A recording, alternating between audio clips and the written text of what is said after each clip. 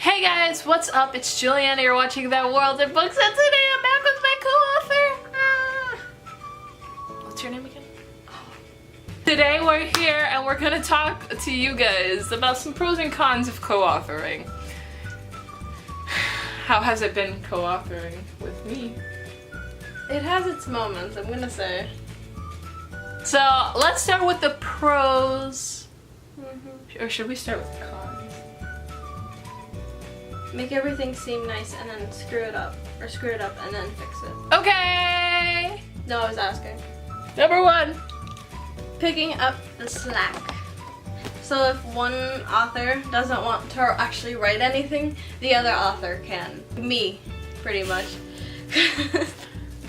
I didn't feel like writing a lot for the first book until like the end where she was pretty much forcing me to. Alyssa, you're making me sound like a bad person. No, you're a good person. It's just I'm a bad person because I don't like writing all the time. And like I have my moments where it's like, where people have like book slumps where they don't read. I have like writing slumps where I don't want to do anything. Number two, motivation. Yay! Basically, sometimes we're just like, and we just want to sleep. We just want to sleep for the whole day and we don't feel motivated, but then like usually that's with Alyssa. Yes. Yeah, that's usually with her. So I'm just like, hey, what if we put a certain scene in this chapter that's like pretty funny, and she usually likes to write the funny stuff, so I leave that to her. Okay, number three. Building on each other's ideas. Yeah, that's another good thing about it. Definitely. Where like you're thinking about a scene and you're not exactly sure where to go with it, and you have multiple ideas and you're not sure what's best. So you tell it to your co-author and they'll tell you what they think is best, or they'll expand upon your ideas and then you can decide. Yeah, like for example, if we're just like, oh, I want to have an egg in this scene, and she says that, this is an example, I'm just like, oh, what about we put fire around the egg and then clouds come out of nowhere and they start raining upon the fire, but the fire doesn't go out. You see how we work? Number four, explain what you want. You know when you really want to read a book and like you've already read it before but you feel like rereading it but you don't remember the name of it, so you go and you text your friends, you're just like, hey, do you remember this book where this and this happens and then like this happens, and they're just like, oh yeah, it's this book. That's what happens a lot between both of us. I'm just like, this and this, I want this to happen, I want this to happen, I just don't know how to put it into words. And so she takes what I say, she muddles it in her mind, and she goes onto the computer and types it all out. Yeah. Which is good because sometimes I don't feel like writing the scene, but I do have the idea for the scene.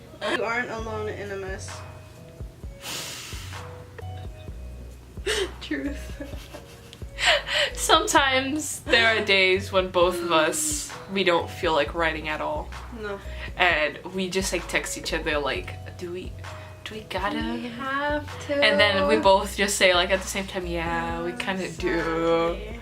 And then we're just like, okay, at least you're ready with me.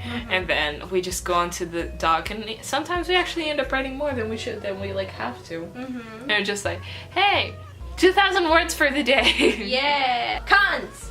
Number one. We're not on the same page. No. It's like, okay, so I'm saying something and I'm just like, for example, one of our main characters, her name is Erin, right? And she's this African American with like big fluffy hair, like Afro-y type hair, and her eyes are brown. That's our final thoughts. But when we first started writing this book, we made this huge mess because we didn't actually have like a character like doc or a paper where we wrote down what each character looks like. Yes. And so here she was thinking that I wanted to, maybe I said it, I don't know, I don't remember anything, but here she was thinking that the girl's African American, but she's kind of blonde and has green eyes. She said that. She doesn't remember it, but she said that, and I didn't think it was the best idea. But and then like when we went to the rewrite, we're just like, she read it and she was just like, this what? makes no freaking sense. I'm just like, why is she blonde? I don't want her to be blonde. And I'm just looking at her like, are you... this isn't my fault. And then like for the finale, like when we're planning out the second and third book, it's just like, okay, so this is gonna happen, this is gonna happen. When we actually go down to writing it, we just confuse the heck out of each other because the way I explained it isn't the way she understood it. Yeah, and we're totally not on the same page. So we have to regroup and redo the outline all over again. Yeah, we'll be creating a character and talking about them, but we don't go in depth a lot. Yeah. So like we assume things, and we assume very different things. And then when she writes it, I'm just like, WTF, bro? What are you doing? And then I get confused. Number 2! Wanting a scene to go different ways. So we'll be thinking of, hey, this one character goes this way, while the other one's thinking, no, this person will actually do this, and we're both just like, no! Yeah. Once she's, oh my god, it's a cat. Number 3! Having to work on a phone. It kind of sucks when you have to work on the phone. It's killer. Yeah, because sometimes, like, I'm not home, and she is, so she's writing, and then she's just like, hey, Julian, I really need you to write right now because I have no idea what the heck to write, so I can build up my word count for today. And I'm not going to be home until like 3 o'clock in the morning. Ooh.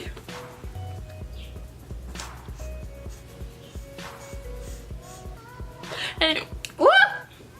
I have the hiccups. Sometimes, so yeah, so I have to work on my phone, but then when we go back to the computer, I have to fix it all up because it gets out of format, and it's just freaking having no time to write together when needed. There are some parts, like for example, like the beginning of the book, the climax, and the end of the book. Those are parts that when you're co-authoring, you really need to write together because you really need to get the essence of what you both want. Yeah. And like how to put it like from thoughts onto paper. Yeah, because it's good that you start off like on the same page, and then when you get to the middle of the book, it's a good, or like the climax or whatever, it's good to know like, hey, this is the direction we're gonna try and go in. So you stay on it, and then at the end it's just like, this is how we're finishing. Yeah, so you really need to come together, but there are some times where we had to do like our word count for the day because, you know, like we want to get this book done in a certain amount of time, and we don't like to skip around chapters that much. The last one, not understanding why someone wrote something. For you guys who don't know, who don't know, I'm from Brazil, and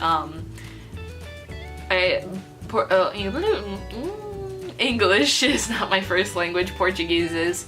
So there's some things that are natural to like English reading people, and like English natives, and then when I read it, I'm just like, ¿Qué? ¿Qué es eso? Or like when you use the wrong English phrase. Oh my god, what was the phrase that I used? Stealing candy from a baby to like show off embarrassment. Getting caught with your hand in the cookie jar. Yeah. Yeah! Don't forget, our book comes out September 1st.